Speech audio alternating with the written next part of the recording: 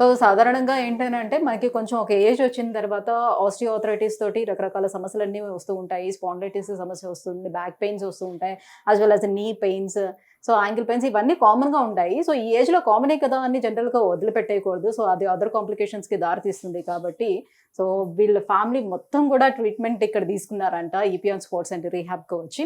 So సార్‌కున్న ప్రాబ్లమ్‌కి ఆ treatment ఎలా జరిగింది ఏంటి అని అడిగి తెలుసుకుందాం. సార్ మీ పేరు? కరుణాకర్. కరుణాకర్. సార్ ఏంటి సార్ మీ ప్రాబ్లమ్‌కి ఎప్పుడు మీరు వచ్చి ట్రీట్మెంట్ ఇక్కడ స్టార్ట్ చేశారు? 5 days దాటింది madam. Just okay. 5-6 days. Okay. So కంటిన్యూస్‌గా ట్రీట్మెంట్ తీసుకున్నాను. ఎందుకంటే నాకు తను ఎలా పరిచయం అంటే మా ఫ్యామిలీ అందరినీ ట్రీట్ చేశారు వాళ్ళు. ఓహ్! మోకాలు నొప్పికి, ప్లాంటర్ ఫ్యాసియాటిస్, షోల్డర్ పెయిన్, మా మిసెస్‌కి బ్యాక్ ఓహ్! పెయిన్ వీటన్నిటిని ట్రీట్ చేశారు. I was the only one left out. So okay. నాకు ఈ ప్రాబ్లమ్ స్టార్ట్ అయిన కాడ నుంచి మా ఫ్యామిలీ సజెస్ట్ చేశారు, why don't you go to Sneha ma'am అని. Okay. So I came here and I been taking already I got 50% improvement for 5 days. Okay. 4, 5 డేస్‌లోనే Yeah, 50% 50% improvement improve కనిపిస్తుంది. అయిపోయింది.